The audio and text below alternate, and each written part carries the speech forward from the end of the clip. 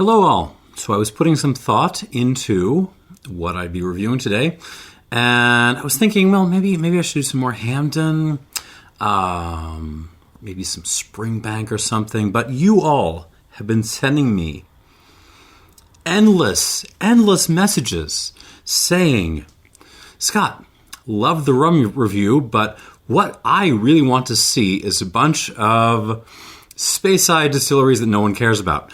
Scott, what are you doing wasting your time doing fruit brandy reviews when you could be talking about the nameless distilleries feeding Diageo blends? So, today I will meet all of your demands and we will go back to a second installment of a series I started last year.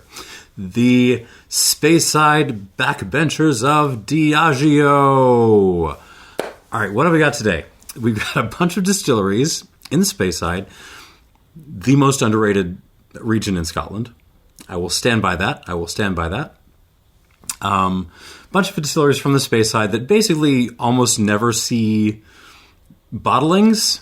And the question is, which of these is going to be at least as good, if not better, than some of the Diageo bottlings officials that are out there?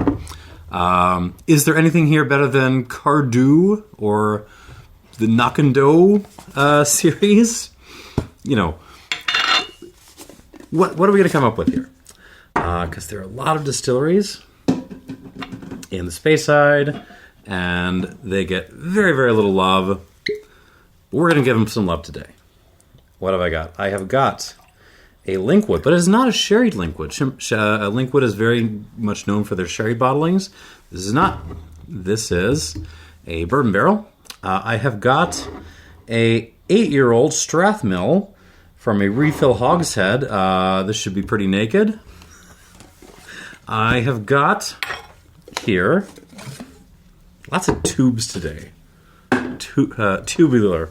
I've got a Glen Spey, the most generically named distillery in Scotland. Maybe not as confusingly named as the Speyside distillery, but for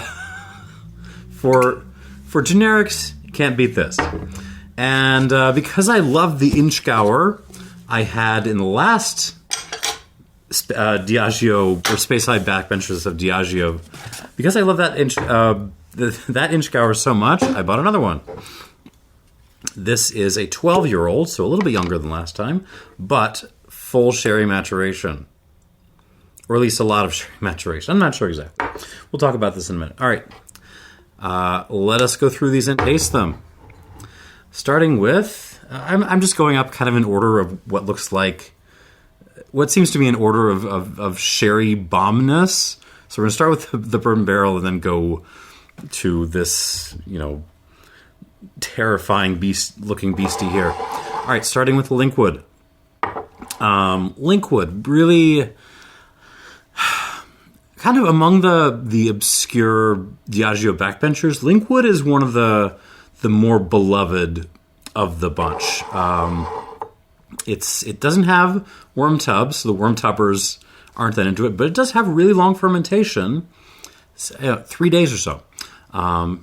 Long by Scotland standards. And it tends to produce a very, very fruit-forward malt. So think like Strathmill or Glentalkers, that kind of style. Cakey. This is a 2009 bottled by The Ultimate, one of my kind of go-tos for inexpensive, untampered with independent bottlings. This is Bourbon Barrel number 33963. Linkwood is in Elgin, so far as I remember. So one of the many, many, many distilleries around there. 14 years old. This is, you are getting the kind of fruit party that you expect from Linkwood. Obviously there's no sherry, but there's a little bit of an edge to this, which I wasn't really expecting. Well, let's come back to that. So, apple slices. mashed apple slices, mashed pear slices, a little bit of quince, whatever. Get some pineapple sneak in there, like lots of fruit.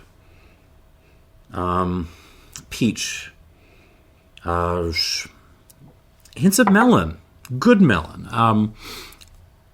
One time when my wife and I were in Turkey, we were walking through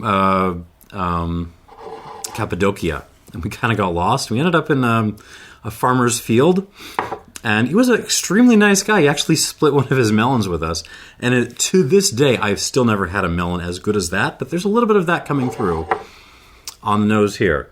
Just like super duper good like melon from Cappadocia. I don't know. I'm a little bit of a theology nerd, and if you're a theology nerd, you got to go to Cappadocia sometime. You know, church fathers. Tons and tons of fruit. Yeah. Wildflower honey. Just very, very delicious. There's a pound cake thing here, but it's almost like it's a little bit grainy too. There's a little bit of like so imagine if you made like a pound cake, but you used a little bit of like whole grain wheat in there. There's a little bit of that. What's interesting about this is there is also like a flintiness to this. Yeah, there's something almost Chablis-like to this. There's like flint and a little bit of like lemon zest, a little bit of lemoniness, and something, a little touch of maybe of grassiness too. Just very subtle. It's not, I want to say herbaceous, but it isn't really. It's just like straight up like a little hint of dried grass in there. Yeah, I mean, to be honest with you, this reminds me of a lot of kind of hotter, like warm year Chablis that I've had, like flinty, minerally, slightly austere Chardonnay, but you're catching in a hot year, so it's a little bit ripe as well. I mean, it's a bourbon barrel. I'm looking for vanilla. Is it there? I mean, I may be getting a little bit more cinnamon stick than vanilla. I mean, maybe there's a little bit, just a touch. But it's really, this is all about the fruit, the kind of immediacy of the distillate. And I'm into that. I mean, it's what I was expecting, but it's also a little bit more steely than I was expecting. Fun.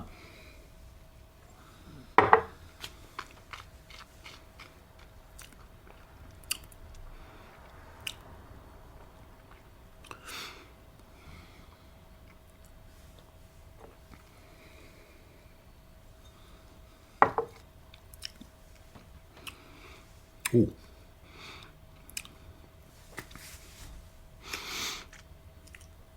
So, for people who know Linkwood, and, you know, honestly, there's still not that many, even though there's probably more fans of Linkwood out there than, I don't know, Milton Duff, say. Even for fans of Linkwood, the word Linkwood and words Linkwood and edgy do not appear in the same sentence very often. But this is an edgy Linkwood. It is throwing the fruit you would expect.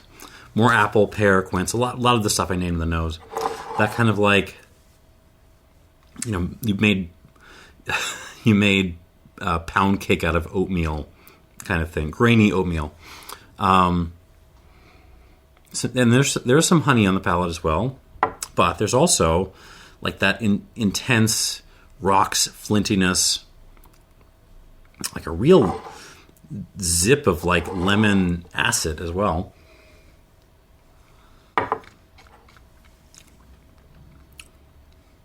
More like dried flowers on the palate than grass here, but it's like whole flowers. You've got the stem and the leaves. It's a little green, but in a fun way. I like, this is, Sometimes I will talk about those whiskeys, or those spirits that will just kind of get lost in the context of a big tasting or something, even though they're pretty good. I don't think this is an outstanding bottle. It's yummy. It's got character.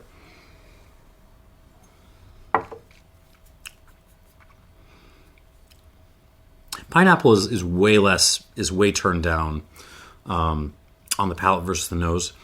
It's really more the flintiness and the kind of lemon characteristics that are turned up. Yeah, I mean this is a malt for like Chablis drinkers. I don't know what else to tell you. There's a little bit more vanilla on the palate as well, just a little bit, and white pepper. A fair amount of pepperiness on the finish, which is pretty good.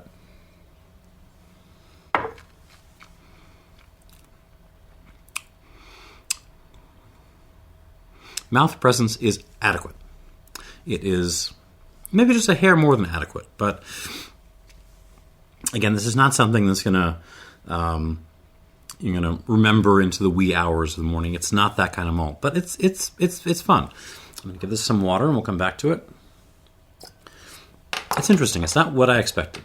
Let us move on to the Strathmill. I think I've had one other Strathmill in my life that is not this one. It's 2012 vintage, obviously bottled by Provenance from the Douglas Lang people.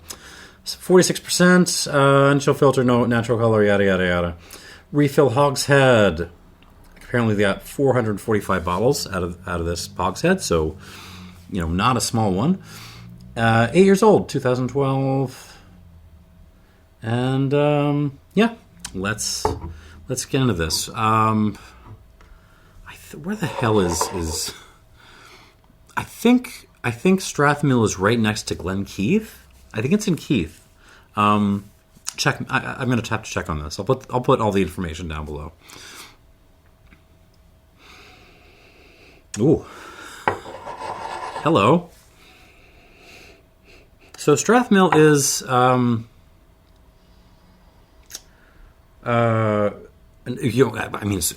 of these are like Speyside backbenchers, right? That's the theme here. Like shorter fermentation, really aggressive, fast distillation, so it tends to have a spicy character. And this is like has a really intense like tangerine kind of thing going on. Yeah, tangerine, bergamot, even a little bit of like a sea breeze kind of thing. I mean, I don't think. I think it's in Keith, but Keith is nowhere near the ocean. But I'm getting a little bit of a sea salt character. Really even like just a couple of pebbles in there too, like a little bit more minerality. Red curry. No, scratch that. More like almost a massaman curry. There's a little bit of a nuttiness to this. But it's like nuts in the context of like a spicy curry.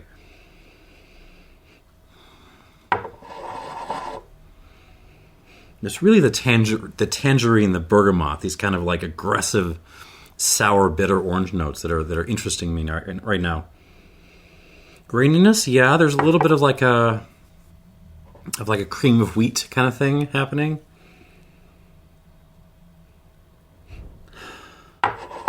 Quite austere. Like this is, if your experience with Speyside is a nice, smooth Macallan 12 and a nice smooth Glenfiddich and that kind of thing, you would not believe this is from the same region. And that's the fun of this, right? Slightly herbaceous as well. There's some like tea leaves, malty tea leaf, like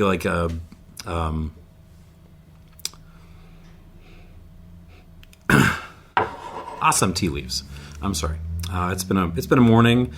The competition is on for signing your children up for gymnastics. That was my morning.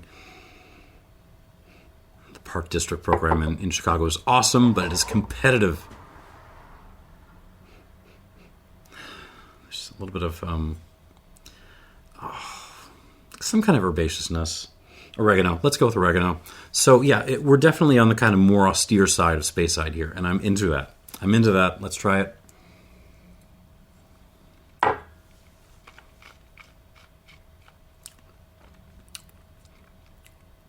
Oh.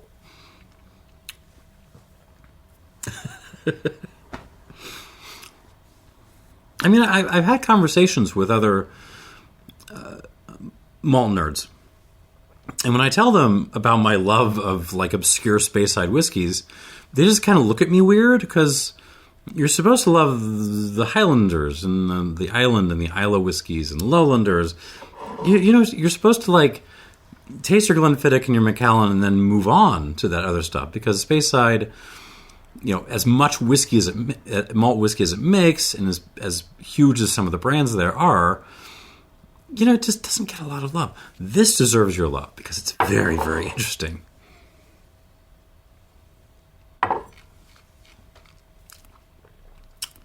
Jeez. Oh. Again, there's a... Oh, where do I go with this? Imagine marinating some bergamot peel and some tangerine peel in massaman curry, and then like mixing that up with, you know, on the stove with some cream of wheat, and that's kind of what this tastes like. Except there's also some minerality here. So, rocks, sea salt, cheese.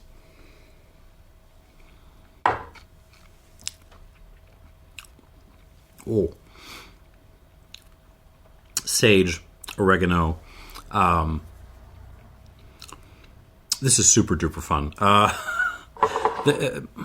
It's not a style that everyone is going to be into. Oh, and a little bit of floral too, especially coming out. The finish is actually pretty darn serious on this for an 8-year-old. It's not, and it's not the wood. Like this is the distillate. Kind of after you have a sip of this, it kind of the fruit and a lot of the elements hold on, along with the pepper and the tannins. There's a fair amount of pepper and tannins on this. They hold on, but then after a minute, bam! You get this big explosion of, kind of like a mixed flowers kind of thing, and a little bit of mint. Interesting.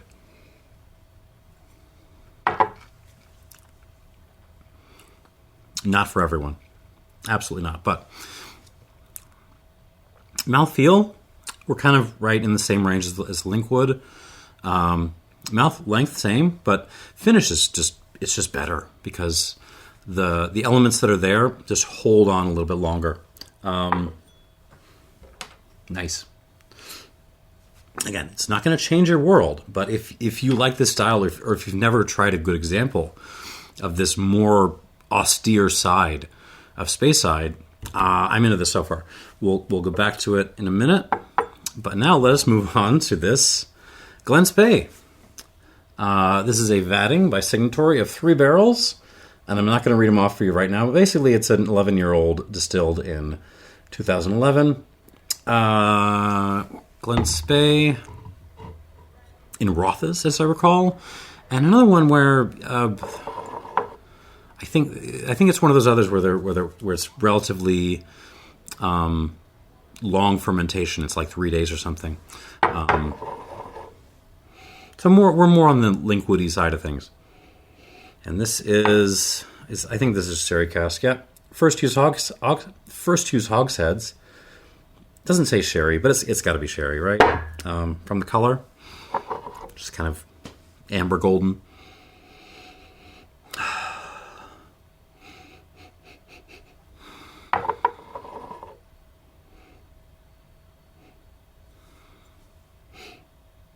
Subtle.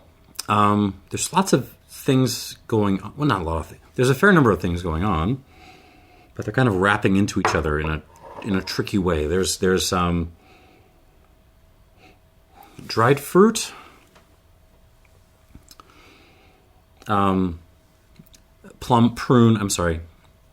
prune. There's fresh apple. Fresh apple and fresh pear, but there's also like dried apple. There's a little bit of an apple cheese thing happening. And if you don't know about apple cheese, go visit your local Lithuanian bakery and go buy yourself some apple cheese. It's like boiled down apple. It's awesome. Certainly some like white pepper, cinnamon, allspice, but understated. I mean, this is pretty subtle. Honey, wildflower honey, but also something a little bit more serious. Maybe a little touch of manuka honey in here as well. Oatmeal, more kind of cinnamon, fig.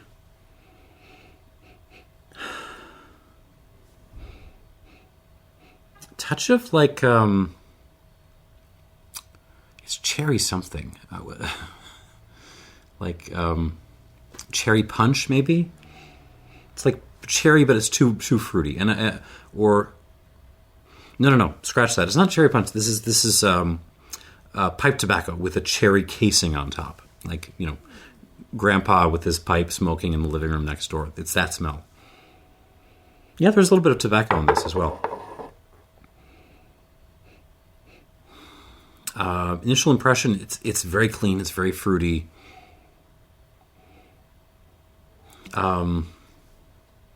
It's actually even more fruity and clean than the Linkwood was, which was I mean, this is like maybe the second Glen Spey I've had in my life, so I'm excited to taste this. Obviously not a distillery with a big reputation. I think it was built in I can't remember the dates on my distilleries. I know Linkwood, the site goes back to like the 1820s or something, but most of these actual distilleries probably were built in like the 70s. All right, on the palate of this lovely smelling Glen Spey.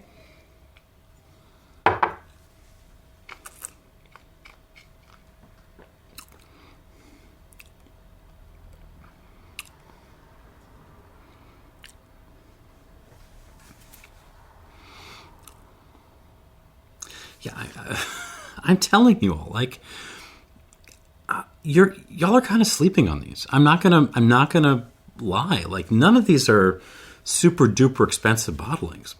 But I mean, if you like, Glen Kinchy, not Glen Kinchy. If you like the fruitier side of the big family-owned distillery in Speyside that makes all the sherry cask stuff. If you like the fruitier side of Speyside sherry bombs, like Aberlour, actually, perfect example. If you are into Aberlour, the 12-year-old, some of the double cast stuff, or the less sherry bomby stuff, you will like this. I mean, this is that style, except cheaper and better presented. That's what this is.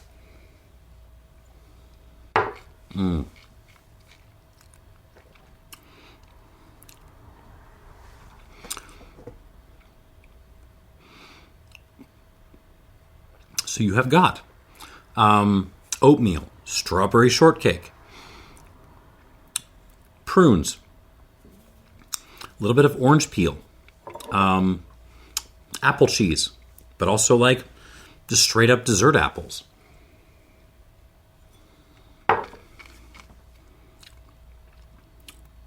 And there's an oiliness to this. The texture, the mouthfeel is quite nice. It's peppery and it's oily. I'm kind of digging all of these. I was expecting to really like the Linkwood the best. I was expecting this to kind of like take the lead here, and it really isn't. I'm kind of like digging these two in the middle.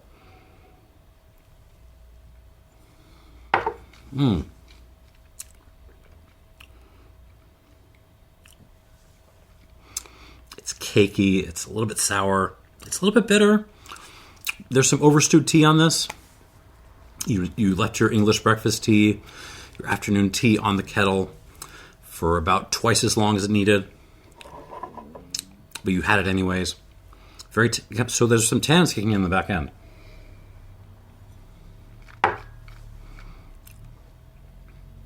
Glenfarclas, I'm sorry. If you like Aberlour Glenfarclas, not those kind of grungier, uglier distillates, like, well, Macallan at its best, or Glendronach, something like that. If you are into the cakier, more desserty sherried malts of the Speyside, you owe it to yourself to try this. This is really nice.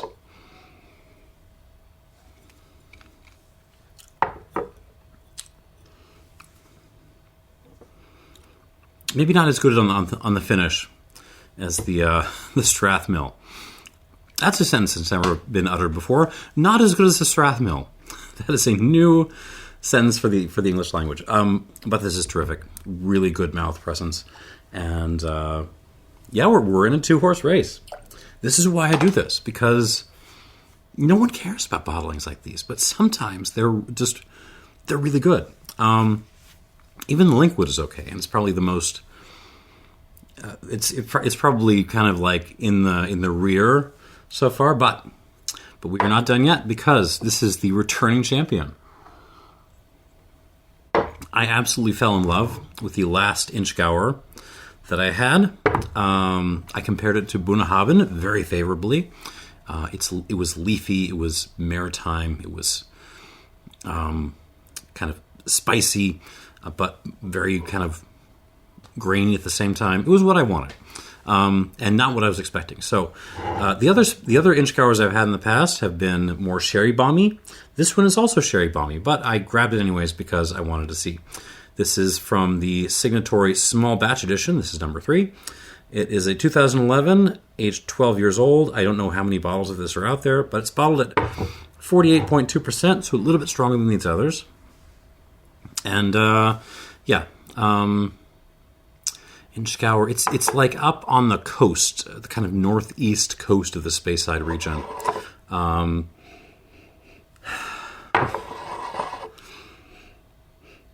The sherry is not subtle on this. Not at all. Prunes all day. Raisins all day. Not sultanas, not nice raisins. We're with the ones in the little red box. Some figs too, maybe. But really, we're all in on prunes and raisins, dried cherries. A little touch of nutshell on this too. I mean, it's a very juicy style of sherry cask they've gone with here. It's not, and yeah, it is loud. But the upshot of that is I'm not getting a whole lot of the distillate on this. It's crawling away there in the back. There's some pepper. There's a dash of sea breeze. Maybe a little bit of like black licorice, touch of, well, not even like black Twizzlers, which does not even deserve the title of black licorice, but it's nice in this context. A little bit of graininess here too. That's pretty obvious, like oatmeal again, I guess.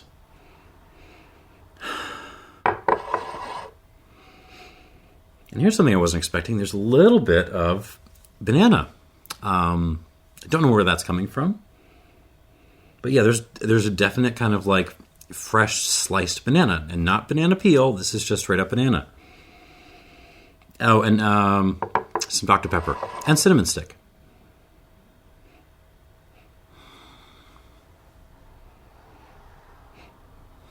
Maybe like a hint of old leather, like maybe this like an old book lying around somewhere. Some old philosophical tome. Okay. So I'm a little worried because I'm getting a lot of sherry on the nose. I'm not getting a lot of Inchgower, which is why it's kind of why I bought this. That being said, this was not expensive. Signatory really, really, really seems like it wants to push prices down on independent bottlings, and more power to them. So I'm rooting for them here. Don't screw it up, Signatory. On the palate.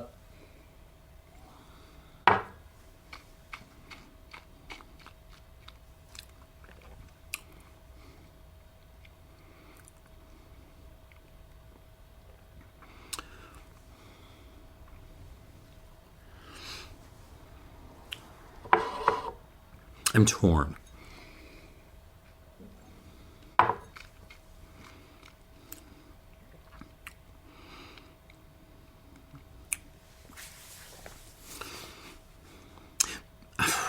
I mean, this is the stuff that I think Inchgower built its reputation on among the handful of Scotch nerds that care about this particular distillery. Like it built its reputation on really powerful sherry bombs. This is that. But and it's a very good example. But again, I'm losing a little bit of the character of the distillate here, and maybe it's making me a little bit sad. But it's a very good sherry bomb.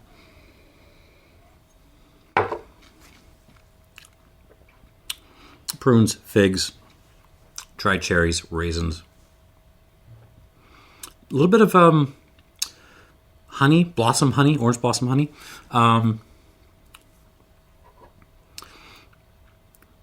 Tea leaves, but also like stewed tea.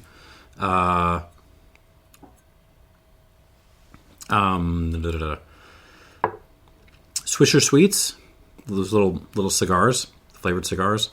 There's also some minerality on this. There's some rocks, a little bit of some kind of savory character, but it's an herbal savory character.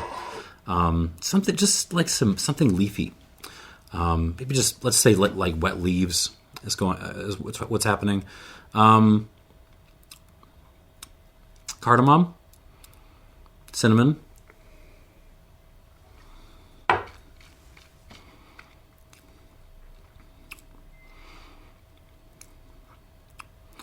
Kind of a vague nuttiness, hard to pin down, like toasted nut shells or something like that. Slightly maritime. There's a little bit of a sea breeze in this. The black Twizzlers are back. No. I mean, now I'm paying more attention to it. I am noticing the character of the distillate from this as I noticed it, or as I remember it. But it's synthesized with the sherry really, really well. Gun to my head, I think I prefer Inchgower a little bit more naked, but this is just a very good whiskey.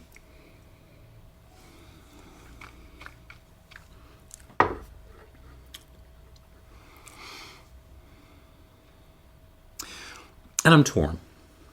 I'm torn a little bit because I like all of these. These are all really good. But I feel like maybe I could go a step further. I feel like maybe these just aren't quite weird enough. Like we got. I mean, okay, the Strathmill is holding things up, but the Linkwood is pretty normal. I mean, you could pour this for someone and they would think it was an Aberlour or something.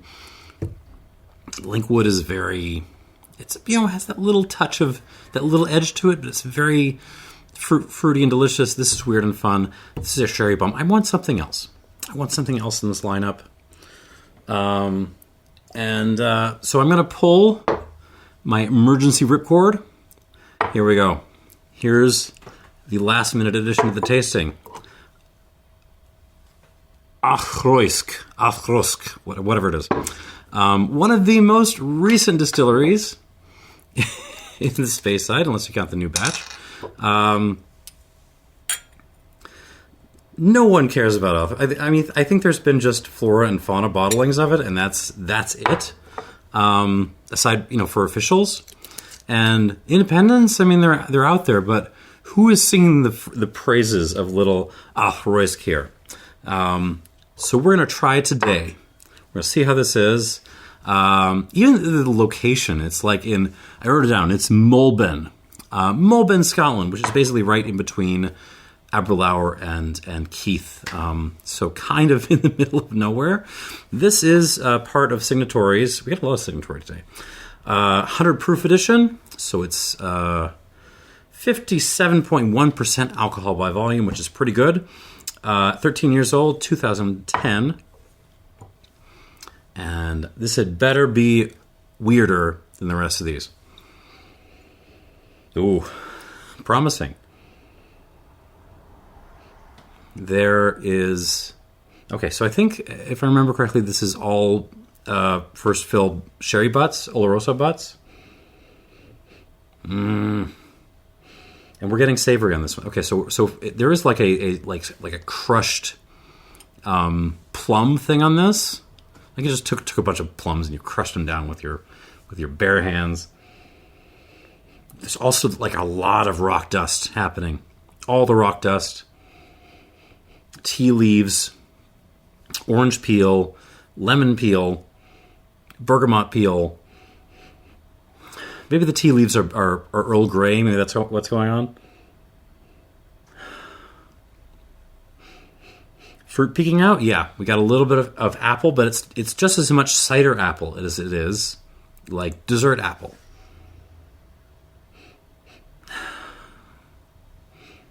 A little pear too, quince. But I'm really digging on the kind of tea leaves and like citrus peel aspect of this thing. Black pepper. A little bit of a Swisher Sweets thing on this too, but it feels a little bit more austere than the Inchgower was presenting on the palate.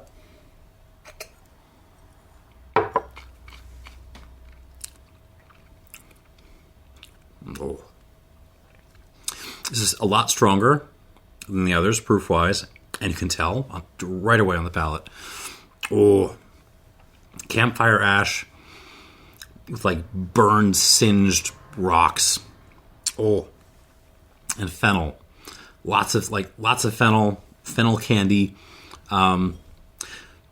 There's also a maritime thing going on here too. So maybe it's more like absinthe. Maybe I'm getting kind of like an absinthe thing. Salted absinthe.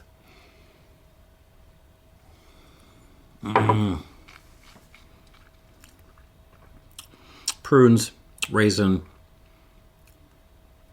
fig, sure, black pepper, but yeah,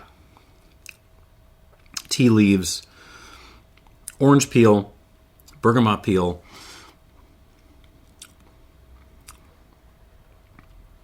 lemon peel, graininess, sure, we do have like a little bit of a not oatmeal. Let's go back to cream of wheat. A little bit of a cream of wheat thing happening. A little bit of a tobacco thing happening. Some mixed Virginias and Orientals.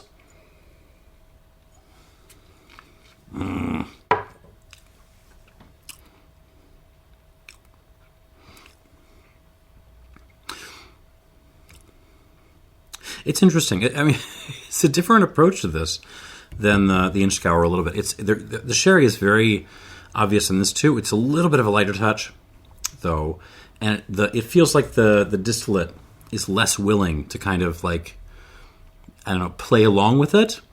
Like here, like the grunginess of the Auchroisk is kind of creeping through. There's a grassy character to this too. Oh, I like this. So it's kind of that austere tea and citrus driven side of Speyside with a little bit of a sherry overcoat, and it works very, very well. Yeah, I dig this. Let's give it some water. 1, 2, 3, 4. It'll take 5. I know it will. There we go.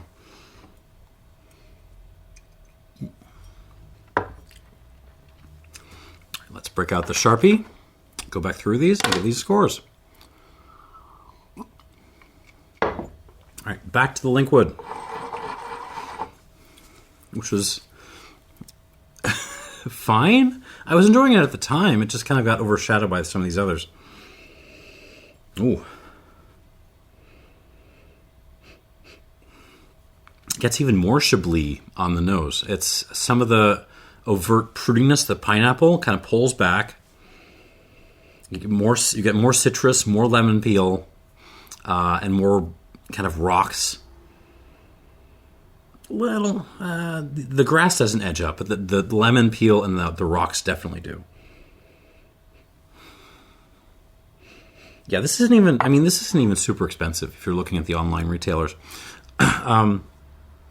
So yeah, I mean a good Premier Cru Chablis will run you what, $40 or so ish, and this should cost you around the same money plus shipping or something, and you get many more pours of this than you would for your Premier Cru Chablis. So consider Linkwood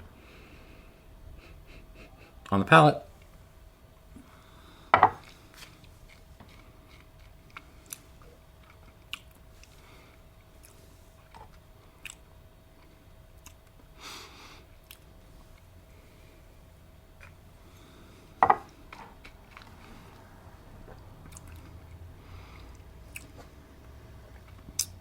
Well, now it's more like,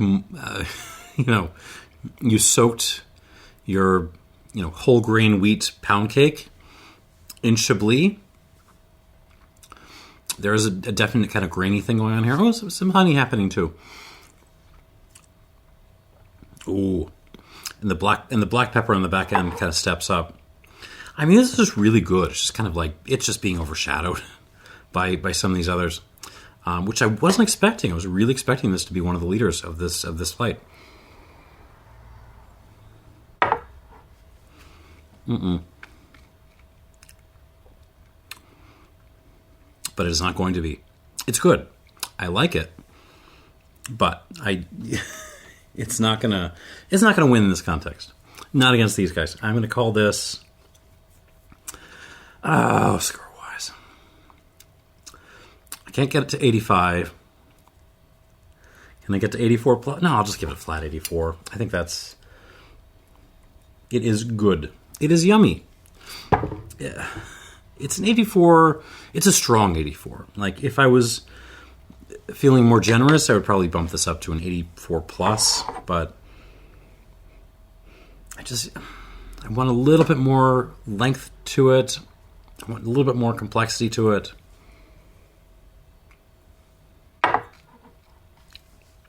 I want more. I know I shouldn't. 84 points. Back to the Strathmill. And I'm not going to lie. If this steps up with water, it could win this whole thing. This was the shocker for me of this first round.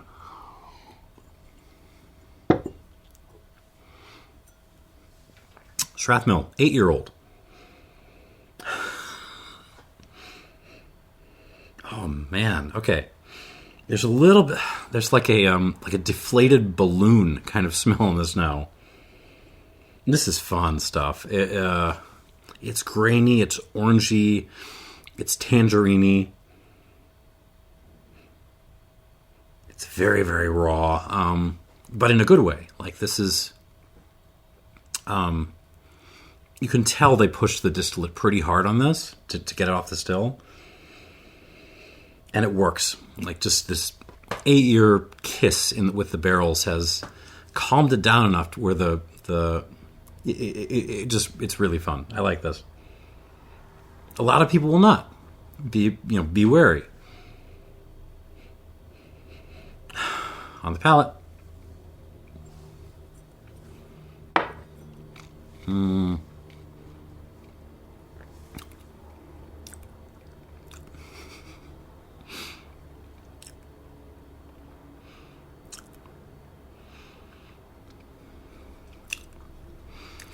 Set this down in front of someone. No one is saying Speyside whiskey. No one is calling Speyside whiskey. This is just so... potatoes, but nice. Like raw potatoes, but nice. Smothered in orange peels, tangerine peels, bergamot peels, with tea leaves and... I don't know. Like, this is wild stuff. There's maybe even a little touch of like pickle in this.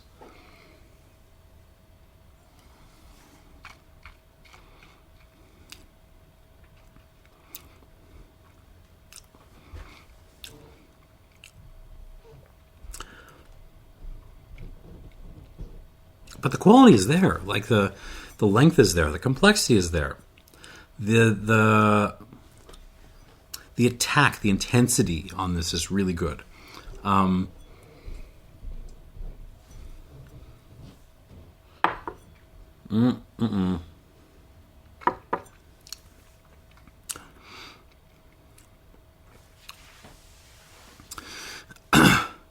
gonna grade this an 86 with a warning emoji, like a caution emoji, because I think this is very good. I like this a lot. But it's not for everyone. Like, this is for adventurous drinkers only. And everyone else, who am I kidding? Everyone should try this because it's a very weird style, and it's very good. But one that a lot of people just aren't going to want a full bottle of. 86 points though. And I don't know if you can see, but there's a fly who has decided that this is his favorite or her favorite whiskey. So let's see if we can fish the fly out of our Glen Spey there. Hopefully that will not impact the flavors. Back to the Glen Spey. Oh. Like pound cake with orange drizzle and raisin.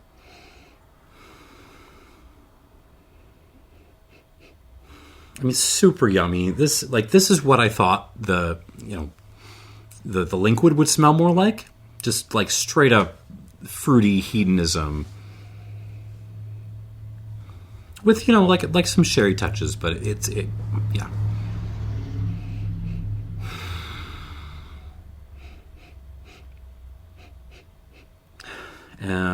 So the development from where it was neat, it just picked up more cake and more candy and more fruit. And I'm not mad about that. The apple cheese has kind of resolved itself into like honey and more fresh apple, but I'm okay with that too. On the palate.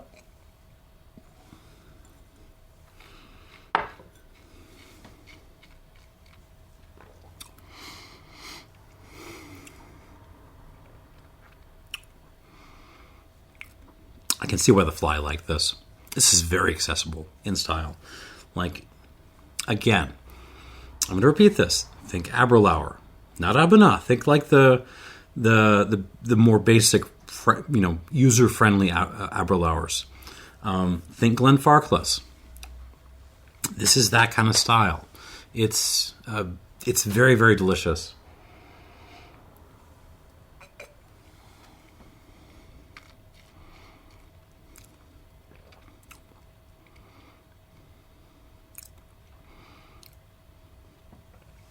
I mean, it's there's not much to it. It's a fastball straight down the middle.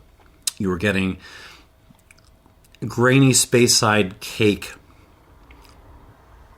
orchard fruit, with a drizzle of sherry on top. So your dried fruit, pepper, that kind of stuff. It's yummy. This is if this was an official release. Like this would be up there with some of the Glendronachs and stuff as far as like basic entry level malts were concerned. And as an independent bottling, which costs less, I mean, if you like the style, give this a look.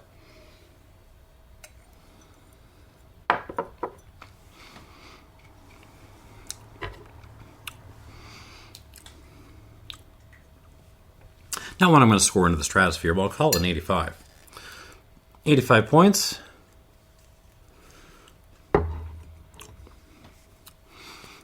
And again, I repeat, none of these are expensive, at least the online retailers. They're not going to set you back very much. And they're for the money, they're delivering. On to the Inchgower. Let us see if water has brought out more of the distillate that I was missing. Oh. It hasn't. I mean, but now, like, we're firmly in, like, cough medicine territory.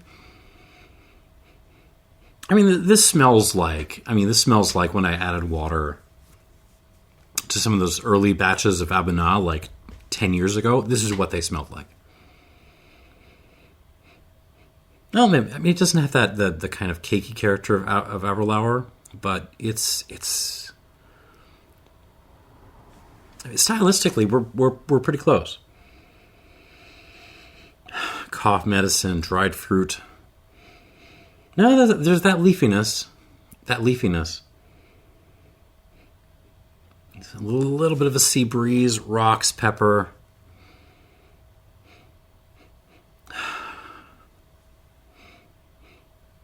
Yeah, it's good. Again, development. We've gone from more of a juicy style to more of a cough medicine-y style, which I'm okay with on the palate.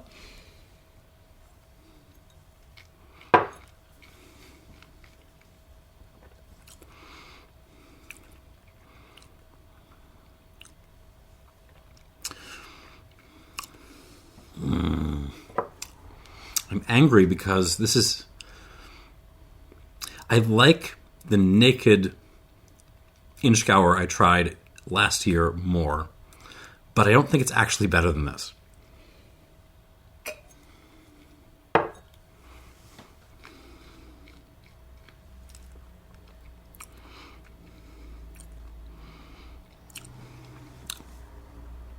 This is terrific. It's at least as good as the Strathmill, maybe even a hair better, but it's more accessible. This is going to be more pleasing to more people. Changes a little bit more kind of Swisher sweet smoky and a little bit more peppery maybe on the palate.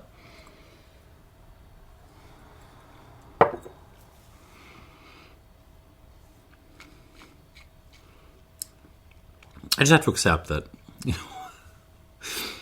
that not every bottle of Inchgower is going to be like that delicious 14-year-old I had back when, but they're not. The Sherry Butts versions of the distillery are probably equally good. Is this right there with the Strathmill? I think it is.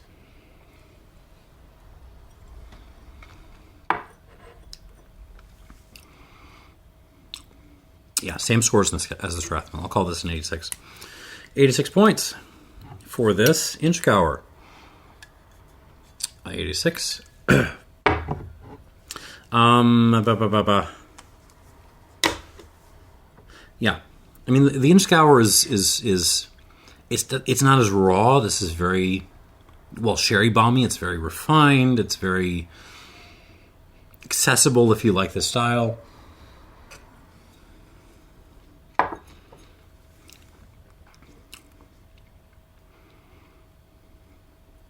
Yeah, these are both good, but the Inchgower does not require the caution sign. That being said, I mean, if you know this style, you might find it a hair bit forgettable as compared to this Strathmill monster here. And finally, back to the Auchroisk.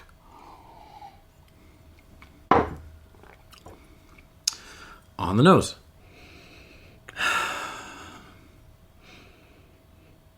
Yeah. It hasn't changed really, I mean, frankly, at all on the nose from where it was before.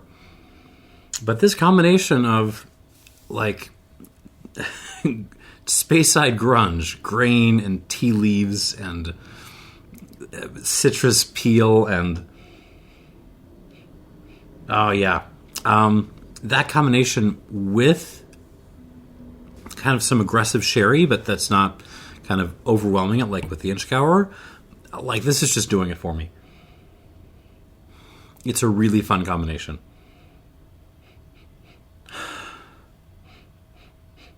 On the palate.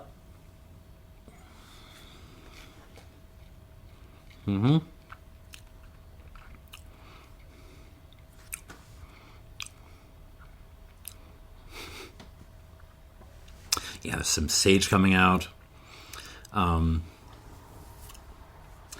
More fennel.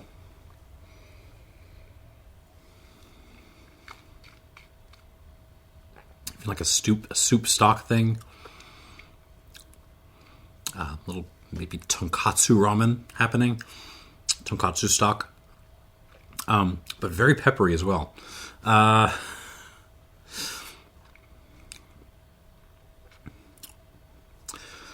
This one has an unfair advantage because it's bottled at such higher strength, and it kind of retains that presence even after I brought it down. But I think this wins the flight.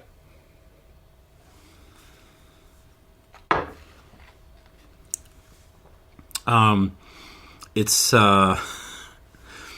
maybe not, saying that the Auchroisk comes out on top here is, maybe not. It's hard to recommend this whiskey to friends because it's unpronounceable, but it is good. This is a very good whiskey. I'm going to call this 87 or 87 plus.